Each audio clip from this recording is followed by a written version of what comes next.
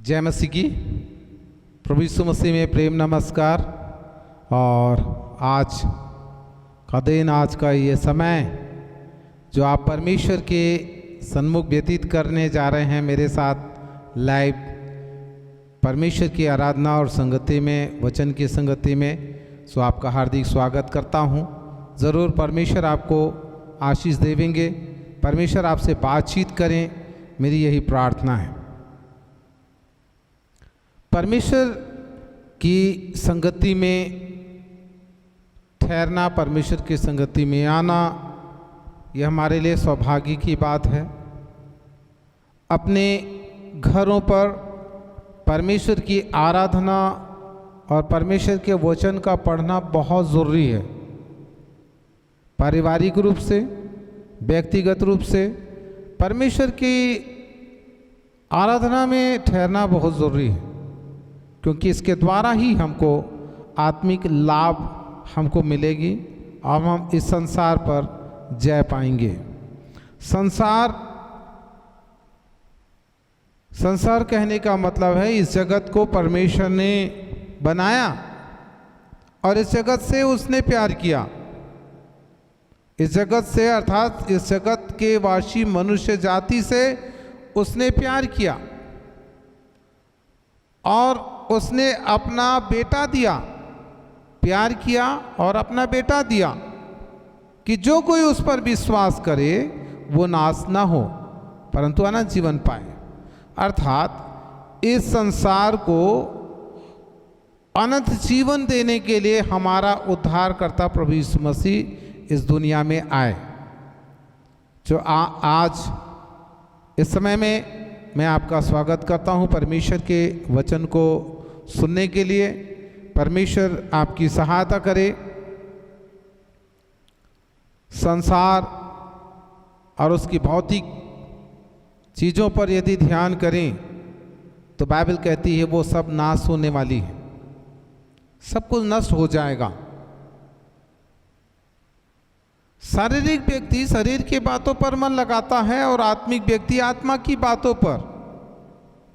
अब आत्मिक व्यक्ति आत्मा की बातों पर मन लगाए, आत्मा की बातों पर चित्त लगाए तो ज़रूर है कि वो आत्मिक बनते जाते हुए उस अनंत जीवन में प्रवेश कर जाएंगे। लेकिन वो सांसारिक व्यक्ति जो शरीर की अभिलाषाओं में जीता है वो शरीर के अनुसार नष्ट हो जाएगा। ये बाइबल कहती है कि शारीरिक व्यक्ति शरीर के अनुसार नष्ट हो जाएगा। अब खुशी की बात हमारे लिए कि संसार को परमेश्वर ने जीत लिया। पहली वो दशाएं मैं आपके सामने रखूंगा, दो तीन बातें मैं आपके सामने रखना चाहूँगा। और आप बाइबल में यदि देखें तो आप पाएंगे पत्रस यूहन्ना की पत्री में, यूहन्ना की पत्री पहली पत्री और उसका अध्याय 5, यूहन्ना की पत्री और उसका अध्याय 5, जहाँ पर संसार पर जय पाने के विषय में लिखा हुआ है। हर एक वो व्यक्ति जो इस उद्धार को, जो प्रभु यीशु मसीह से है, पाना चाहते हैं तो संसार पर जय पाना बहुत ज़रूरी है। संसार पर जय पाने का उद्देश्य इसलिए जरूरी इसको पाना क्योंकि इस संसार का पतन हो चुका है। इस संसार का पतन कैसे हुआ, इसकी बर्बादी के विषय में बाइबल बता रही है। और इस 5 अध्याय के पद 19 दूसरे पैराग्राफ, तीसरे पैराग्राफ में यदि आप इस बात को देखें तो आप समझेंगे इस बात को। मैं पढ़ देना चाहूँगा पवित्र बाइबल से ये हिस्सा आपके लिए कि आपके मन में, आपकी चित्त में ये बात रहे। पद 13 से आगे लिखा हुआ है, मैंने तुम्हें जो परमेश्वर के पुत्र के नाम पर विश्वास करते हो इसलिए लिखा है कि तुम जानो कि अनंत जीवन तुम्हारा है और हमें उसके सामने जो हियाव होता है वो यह है कि यदि हम उसकी इच्छा के अनुसार कुछ मांगते हैं तो वो हमारी सुनता है। जब हम जानते हैं कि जो कुछ हम मांगते हैं वो हमारी सुनता है, तो यह भी जानते हैं कि जो कुछ हमने उससे मांगा वो पाया है। यदि कोई अपने भाई को ऐसा पाप करते देखे जिसका फल मृत्यु ना हो, तो विनती करे, और परमेश्वर उसे उनके लिए जिन्होंने ऐसा पाप किया है जिसका फल मृत्यु ना हो जीवन देगा। पाप ऐसा भी होता है जिसका फल मृत्यु है। इसके विषय में मैं विनती करने के लिए तुम नहीं कहता, सब प्रकार का अधर्म तो पाप है, परंतु ऐसा पाप भी है जिसका फल मृत्यु नहीं। हम जानते हैं कि जो कोई परमेश्वर से उत्पन्न हुआ है वो पाप नहीं करता, पर जो परमेश्वर से उत्पन्न हुआ उसे वह बचाए रखता है और वह दुष्ट उसे छूने नहीं पाता। हम जानते हैं कि हम परमेश्वर से हैं और सारा संसार उस दुष्ट के वश में पड़ा है। यहाँ पर बाइबल कह रही है कि सारा संसार उस दुष्ट के वश में पड़ा है। ये संसार दुष्ट के वश में पड़ा हुआ है, अर्थात पतन को दर्शाता है कि संसार का पतन हुआ है, इस संसार की बर्बादी हुई है। ये इस रीति से बर्बाद हुई है कि जब परमेश्वर ने दृष्टि की और देखा कि कोई भी उसका खोजने वाला और चाहने वाला नहीं है, कोई भी चाहने वाला नहीं है, ढूंढने वाला नहीं है। परमेश्वर ने जब इन सब बातों को देखा और विचार किया, क्योंकि वो दयालु है, तरस खाने वाला है, तो उसने इस संसार से जो प्रेम किया ये उसके बड़े प्रेम का फल है, क्योंकि उसने इस संसार पर हम मनुष्यों के लिए अपनी दया प्रकट की है। उसने दया किया है। जो दया हम पर हुई है इसका वर्णन बाइबल करती है। इस अध्याय के पद 19 में लिखा है कि हम जानते हैं कि हम परमेश्वर से हैं।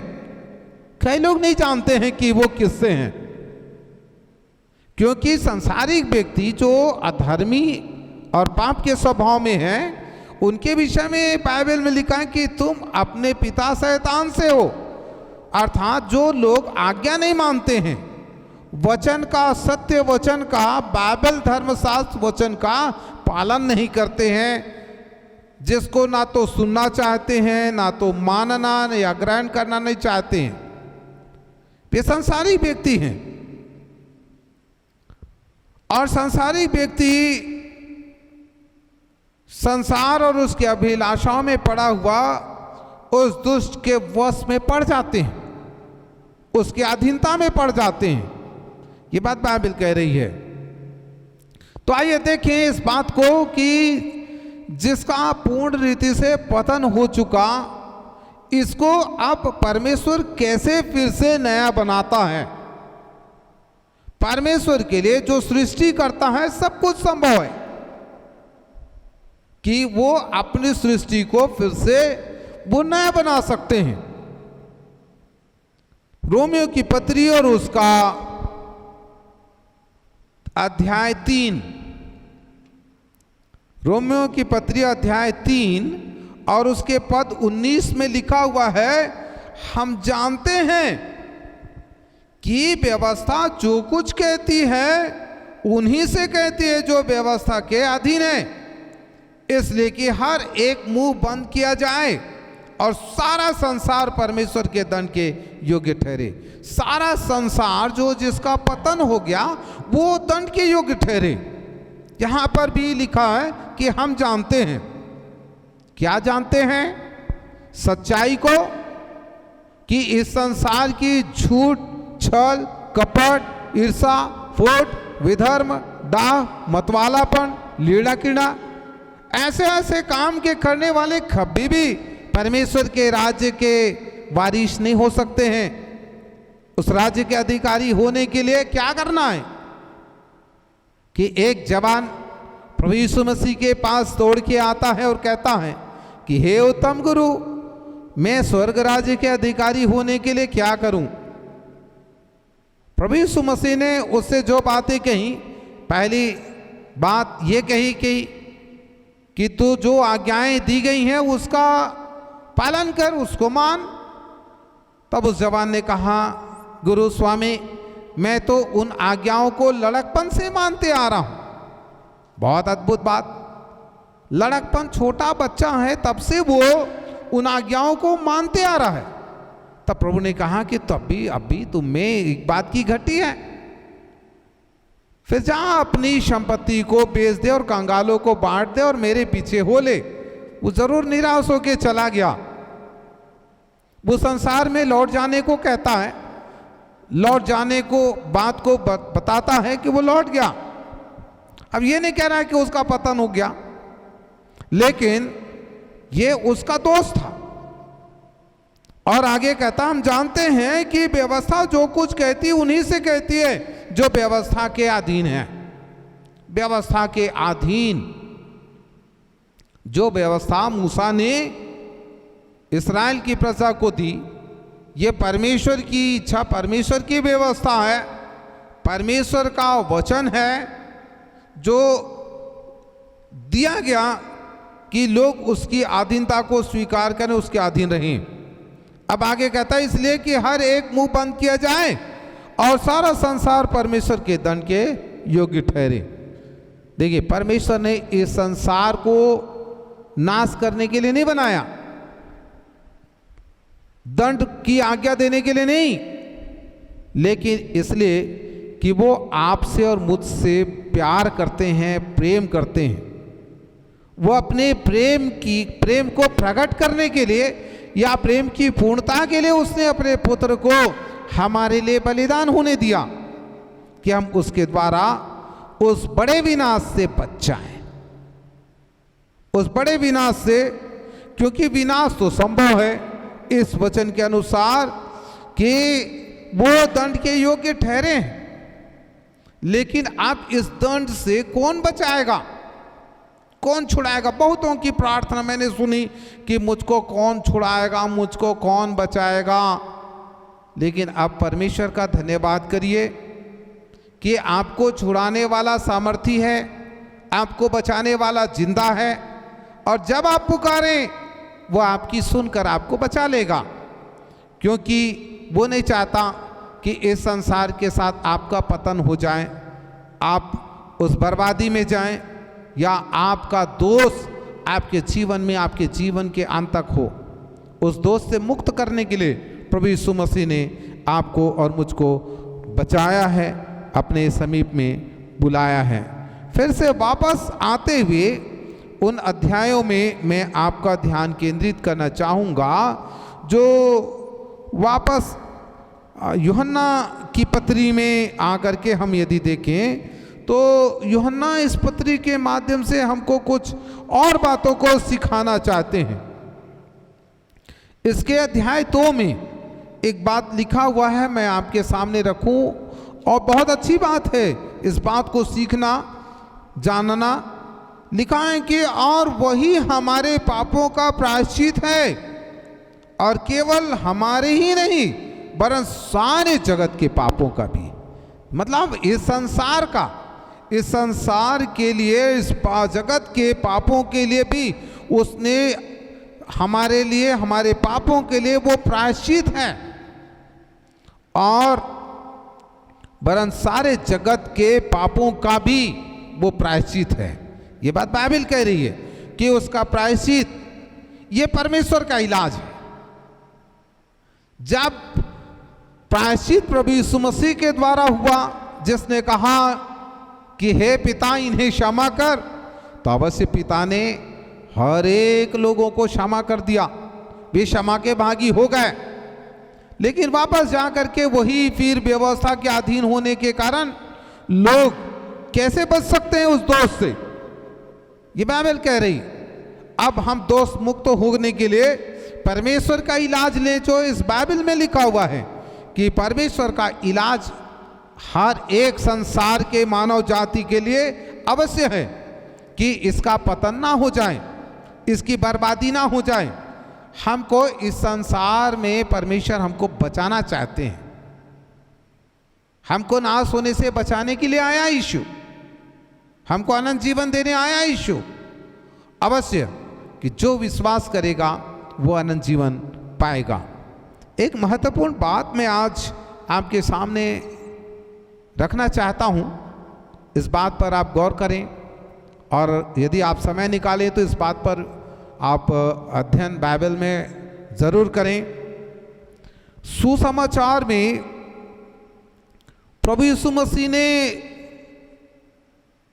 जो मनुष्यों के लिए दुख उठाया, जिसका वर्णन वो करता है, और मरकुस रचित सुसमाचार से और उसका अध्याय 16, मरकुस रचित सुसमाचार और उसके 16वें अध्याय में और उसका 15 वचन, ये पैराग्राफ है जो यीशु मसीह के मरे हुए से जी उठने के द्वारा वो 11 चेलों को दिखाई देने का वर्णन है, जिसमें लिखा है, और उसने उनसे कहा, तुम सारे जगत में जाकर सारी सृष्टि के लोगों को सुसमाचार प्रचार करो। सारे सृष्टि के जगत के लोगों में, सारी सृष्टि के लोगों को सुसमाचार का प्रचार करो। उसका प्रचार, जो प्रचार की कार्य है, जो सुसमाचार के सेवकों को दिया गया, ये उसका सुअवसर हमको दिया गया है। सुप्रभु में प्यारो, इस अवसर को बहुमूल्य समझे। यह अवसर हमारे लिए कीमती है। यह अवसर ही इस संसार में पड़े हुए तमाम पापी मानव जाति के लिए उद्धार का कारण है। जिसका ऑलरेडी पतन हो चुका है, उसको प्रभु यीशु मसीह ने नई सृष्टि में रचा है, नई सृष्टि में बनाया है। और अब यीशु मसीह स्वयं के खून से सृष्टि को सींचता है। सो परमेश्वर का धन्यवाद हो, जिसका यह प्रचार करना आवश्य है कि यीशु मसीह मरा और जी भी उठा। चेलों को यही आज्ञा दी गई कि जाओ, जगत के लोगों को सुसमाचार का प्रचार करो, और उन्हें ये बात बताने कही कि यीशु मरा और जी भी उठा, वो हमको इस संसार पर से बचाने के लिए आए। ये संसार जब नाश हो जाता, उस समय में उसने ठीक समय में हमको बचाया है। हमारे बचाने वाले प्रभु यीशु मसीह का हम दिल से धन्यवाद करते हैं। अपने जीवते परमेश्वर का, जिसने सारी सृष्टि को अपने सामर्थ्य में अपने अधीन रखा है, उस परमेश्वर का धन्यवाद करते हैं। परमेश्वर आपको आशीष देवे, आपको बचाए। ये संसार नासमान है, और बाइबल में लिखा हुआ है कि तुम इस संसार के सदृश ना बनो। आइए हम इस संसार के सदृश ना बनते हुए अपने प्रभु यीशु मसीह के सदृश, अपने प्रभु यीशु मसीह मुक्तिदाता उद्धारकर्ता के सदृश बने। नया स्वभाव, नया गुण, नई बातें लेकर उस उद्धारकर्ता यीशु मसीह के स्वभाव में नया बन जाएं। मैं आपके लिए प्रार्थना करना चाहूँगा। मेरे जीवित परमेश्वर, तेरे पुत्र प्रभु यीशु मसीह के नाम में मेरी प्रार्थना है, तेरे लोगों को आशीष दे। तेरे वचन के द्वारा जब तेरे वचन को सुनते हैं, ग्रहण करते हैं, जीवन में पूर्ण परिवर्तन का कारण हो, जिसका सुसमाचार हमें इसलिए दिया गया कि जो कोई सुसमाचार को सुनकर विश्वास करे, वो अवश्य ही अनंत जीवन को पाए। प्रभु परमेश्वर, मेरी प्रार्थना है कि हर एक सुनने वालों को आशीष दे और अपने स्वर्गीय राज्य में ग्रहण कर। यीशु मसीह के नाम में आमीन, आमीन। परमेश्वर का धन्यवाद हो वचन सुनने के लिए। जो अवसर आपने दिया है, परमेश्वर आपको बहुतायत की आशीष दे, आपकी रक्षा करे। प्रभु का अनुग्रह आप पर बहुतायत की होते रहे। आमीन।